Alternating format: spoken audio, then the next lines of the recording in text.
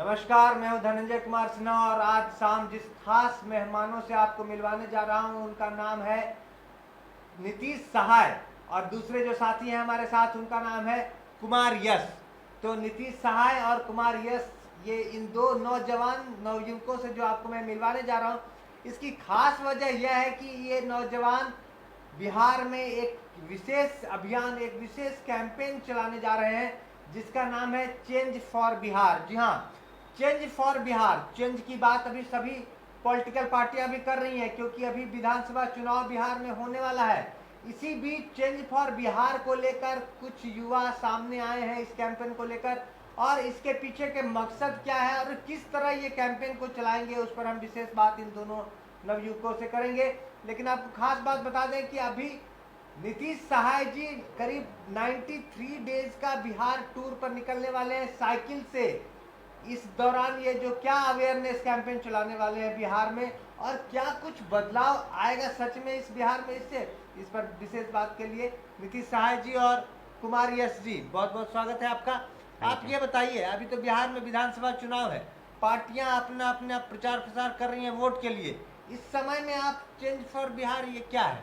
देखिए, एक समय है जब जागरूकता का, जब ही लोगों का ध्यान पूरे तरीके से स्टेज पे है और चुनाव पे है, और बहुत सारे लोग जो कि इस असमंजस में है कि हम किसको वोट दें, क्या जागरूकता है।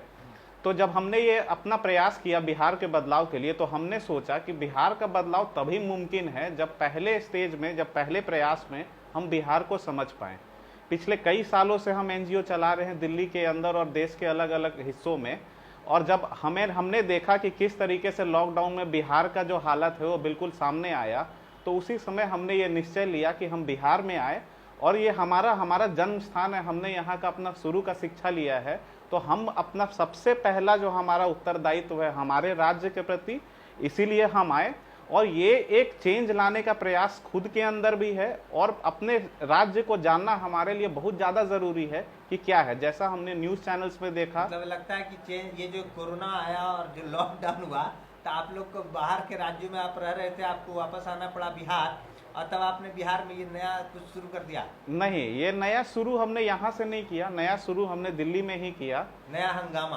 हाँ, नया हंगामा नहीं है, एक ये बिल्कुल पीसफुल होगा। हमने इंटरनेशनल डे ऑफ पीस जो है 21 सितंबर को, उस दिन ही शुरुआत किया है, क्योंकि उस दिन से शुरुआत किया है इंटरनेशनल डे ऑफ पीस 21 सितंबर आने वाला है। हाँ, आने वाला क्या है। शुरुआत करने जा रहे हैं? इसके अंदर हम एक साइकिल यात्रा का शुरुआत कर रहे हैं और इसमें हम बिहार के सारे डिस्ट्रिक्ट्स को, 38 डिस्ट्रिक्ट्स को कनेक्ट करेंगे, वहाँ के लोकल लोगों से बात करेंगे। अंतर्राष्ट्रीय शांति दिवस है, हाँ जी बिल्कुल, इंटरनेशनल पीस डे के दिन जो आगामी 21 सितंबर को होगा, तो उस दिन आप साइकिल यात्रा शुरू करेंगे। हाँ, पटना से। हाँ, पटना से। हाँ, और कहाँ ये साइकिल यात्रा? ये साइकिल यात्रा हम इससे सारे जो कि 38 डिस्ट्रिक्ट हैं बिहार के, उसको जोड़ते हुए हम फिर से पटना में आएंगे, जब 93 डेज का अभी जो हमने सोचा है, जो हमारा पूरे तरीके से ट्रिप होगा, उसका सिर्फ उद्देश्य ये है कि अगर बिहार को बदलना है तो मेरे लिए, जबकि हम एक समाज कल्याण में बहुत सालों से जुड़े रहे हैं,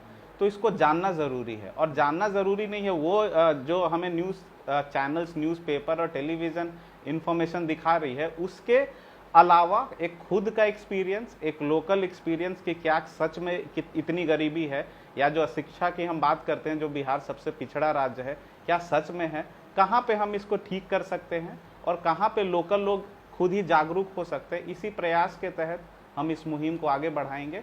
समझेंगे कि बिहार, जो कि एक मेगास्थनीज अपने 567 एडी किताब में लिखते हैं कि पाटलिपुत्र और रोम को तुलना नहीं किया जा सकता है कि खूबसूरत कौन है, तो इतने सालों में क्या ऐसा हुआ जब अभी पटना को दुनिया का इंडिया का सबसे ज्यादा गंदा शहर के बारे में बात किया जा रहा है, तो कुछ तो करना पड़ेगा। और हमारा यह प्रयास था कि अगर हम लोग जो कि यहाँ से जा चुके हैं, अगर ध्यान नहीं दें अपने राज्य के लिए, तो कैसे विकास होगा। तो जो आप लोग जा चुके थे वो अब आ रहे, और हम सबसे इस मंच के थ्रू, आपके मंच के थ्रू बोलना चाहते हैं कि जो भी लोग बाहर हैं, ठीक है आप बाहर हैं, आपका अपना विकास हो चुका है, लेकिन अपने राज्य के प्रति, क्योंकि बिहार को बदलने कोई बाहर से तो आ नहीं सकता है, हम सबको ही आपस में हाथ मिलाना पड़ेगा इसके आगे विकास के लिए। और शायद ये जो बिहार पूरे दुनिया का सबसे खूबसूरत राज्य एक समय पाटलिपुत्र के तौर पे हुआ करता था, मगध के तौर पे हुआ करता था, हम सब वापस उसको बनाने में कामयाब हो पाए। इसके लिए एक पहला आप सुन रहे हैं कि बिहार के नौजवान जो बाहर चले गए थे अब वापस आ गए हैं और बिहार में कुछ बदलाव करना चाहते हैं। चेंज फॉर बिहार नाम से ये कैंपेन बिहार में चला रहे हैं, जिसके अंतर्गत आगामी 21 सितंबर को नीतीश सहाय, देखिए नीतीश कुमार बिहार के मुख्यमंत्री का भी नाम है, तो नीतीश सहाय जी साइकिल लेकर के बिहार के सभी जिलों में घूमेंगे। 93 डेज का प्रोग्राम है। तो हम कुमार यश जी जो कैंपेन कोऑर्डिनेटर है, 93 डेज का जो प्रोग्राम नीतीश जी के नेतृत्व में पूरे बिहार में घूमेगा, उसका कैसा है, टूर प्लान क्या है, उसका क्या क्या है? आगामी 21 सितंबर को हम लोग इसकी यात्रा पटना के दानापुर से शुरू करेंगे। और कितने लोग जाएंगे? इसमें नीतीश सहाय रहेंगे और मैं खुद इनके साथ रहूँगा। अच्छा। हम 2 लोग साइकिल यात्रा पे निकलेंगे।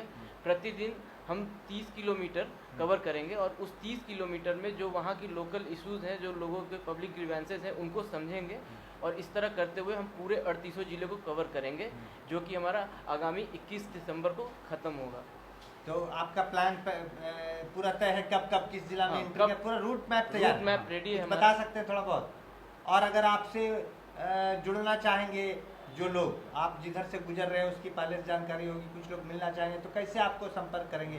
कोई नंबर है, कोई व्हाट्सएप नंबर है, क्या है? उसके लिए हमारा वेबसाइट है। हमारे वेबसाइट पे वो नंबर है www.changeforbihar.org या .in या .com, किसी पे भी वो क्लिक करेंगे। www.changeforbihar.in.com.org तीनों में से किसी पे भी वो अगर क्लिक करते हैं तो उस पर उन्हें सारी डिटेल्स मिल जाएंगी, हमसे वो कैसे कांटेक्ट कर सकते हैं। और कुछ प्लान के बारे में आप बताएंगे? प्लान कोऑर्डिनेटर आप हैं, प्रोग्राम कोऑर्डिनेटर के प्रोग्राम के बारे में बस इतना ही कि हम लोग जो एक दिन जितने भी पब्लिक से रिलेटेड, जो भी पब्लिक जैसे जो डेवलपमेंट की बातें हो रही हैं, सब जगह रोड्स बन रहे हैं, बहुत सारी चीज़ें हो रही हैं, उसके साथ साथ आखिर उनसे वो किन चीज़ों से नाखुश है या अगर खुश है तो उनमें और क्या बेहतर वो करने की सोच रहे हैं, उनकी ग्रीवेंसेस को हम लेंगे और गवर्नमेंट तक उसको पहुंचाएंगे ताकि उस चेंज का परफेक्ट मायने निकल सके। गवर्नमेंट तो अभी आचार संहिता का जैसे ही घोषणा होगा आचार संहिता का, वैसे गवर्नमेंट का फंक्शन एक तरह से रुक जाएगा। फिर चुनाव के बाद जब नई सरकार बनेगी तभी गवर्नमेंट को आप कुछ बता सकते हैं। और ऐसे भी आपका 93 डेज का आपका प्रोग्राम है, तो आपको 93 डेज उसके बाद फिर उसकी समीक्षा करनी होगी, तब तो कुछ है ना। तो आप एक बात बताइए, क्या क्या मुद्दा आपने सोच रखा है चेंज फॉर बिहार में? आप क्या क्या चेंज करना चाहते हैं? ऐसे आपको बेसिक जो इन्फॉर्मेशन, तो आप घूमेंगे तो और इन्फॉर्मेशन आएगा ग्राउंड बेस का, लेकिन ऐसे भी कई इन्फॉर्मेशन तो आपको होगी। तो क्या क्या मोटा मोटी आपने सोच के रखा है कि इन चीजों को बदलना? चेंज फॉर बिहार में अगर हम देखें, जैसे कि लोग जो है वो राष्ट्र को बनाते हैं, एक पूरे तरीके से हो गया है कि हर कोई, जब हम यहाँ पटना में भी आए और बिहार में आके अभी घूम रहे हैं, तो हमने एक चीज देखा कि एक पूरा क्रिटिसिज्म और लोग एक दूसरे का बुराई करने में ज्यादा विश्वास रखते हैं, बशर्ते कि कुछ अच्छा करने के लिए। तो एक मैसेज हम सबको यही देना चाहेंगे इससे कि सबसे पहला है कि हमारा जो उत्तरदायित्व है और हमारा जो अपना रिस्पॉन्सिबिलिटी है अपने राज्य के प्रति, हम सब उसके लिए रहें, अपना ध्यान खुद रखें, लोगों को क्रिटिसाइज कम करें और खुद से एक डेवलपमेंट की ओर आगे बढ़े। क्योंकि राजनीतिक दल आते जाएंगे, अगर आप देखिएगा कि बहुत सारा राजनीति जो है अच्छा योजना आता है, लेकिन ये योजना जमीन तक नहीं पहुंच पाता है।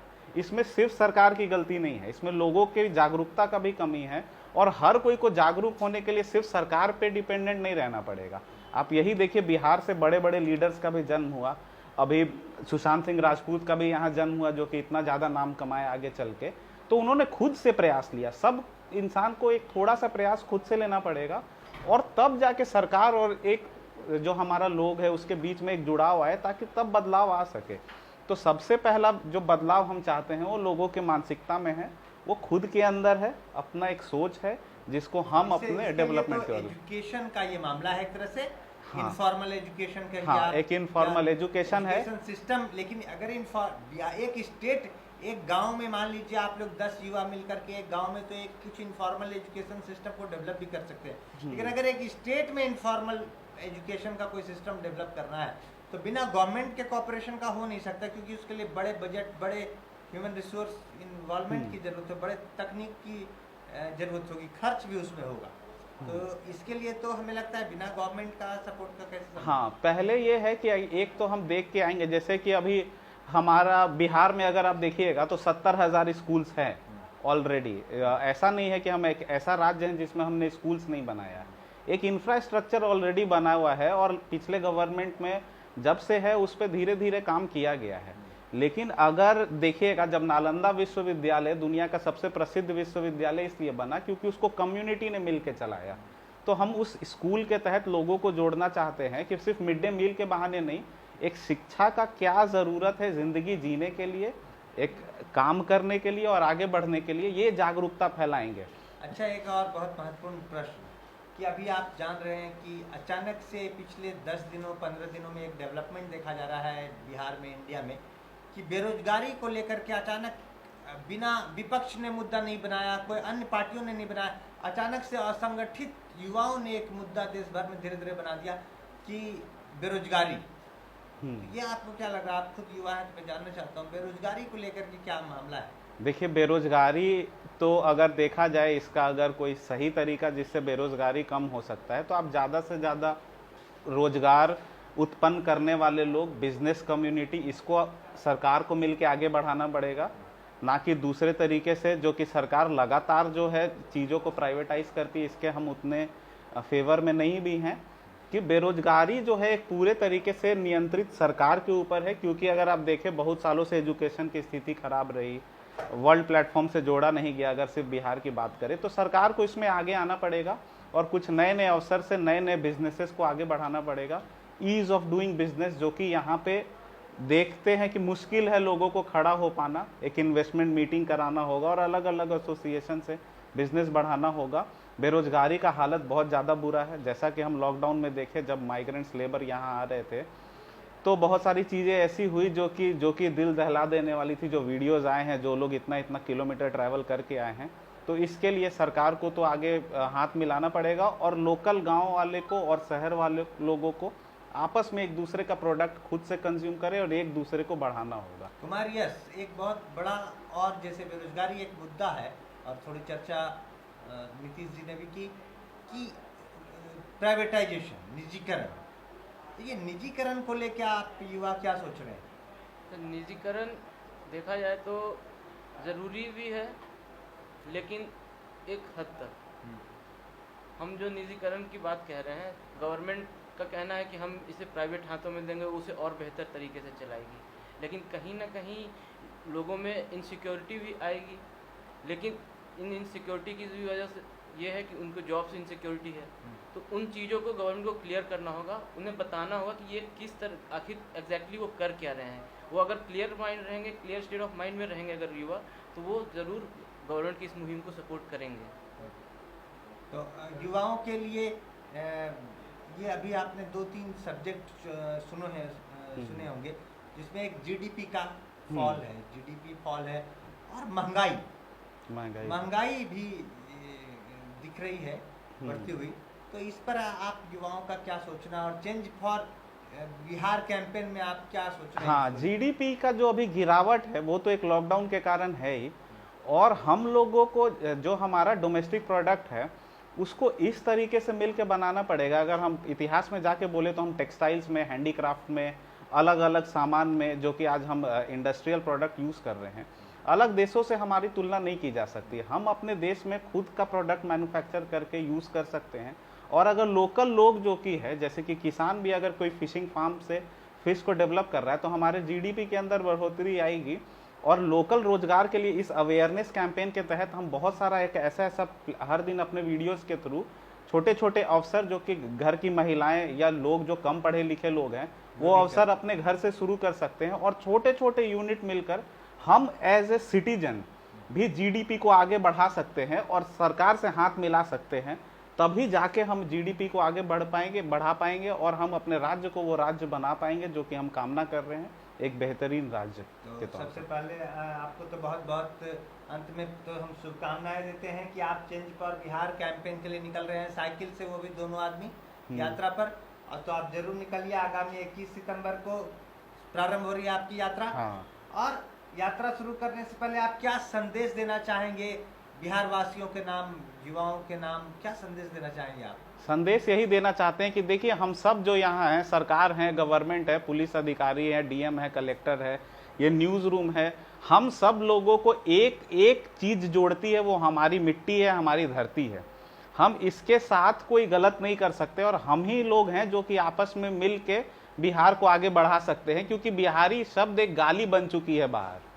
तो इसको कौन हटाएगा? कोई बाहर से नहीं आएगा। आज हम लोगों को हाथ मिलाना पड़ेगा और भूलना पड़ेगा।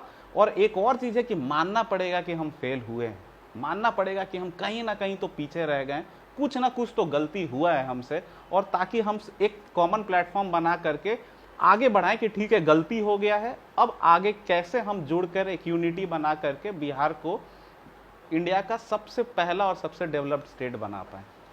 तो अगली शाम Thank हम you. फिर मिलेंगे नए मेहमानों से, तब तक के लिए लेते हैं विदा। बहुत बहुत धन्यवाद नीतीश जी और कुमार यश जी। Thank you.